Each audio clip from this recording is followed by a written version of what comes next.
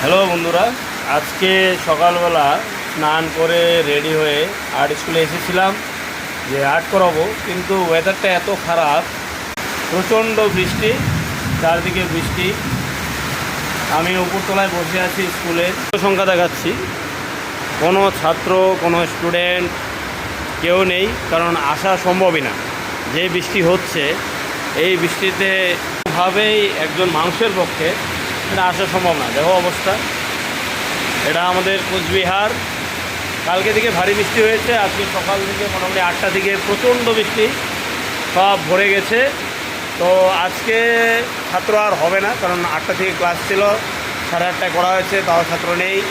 তো এই হচ্ছে অবস্থা আমাদের কোচবিহারে।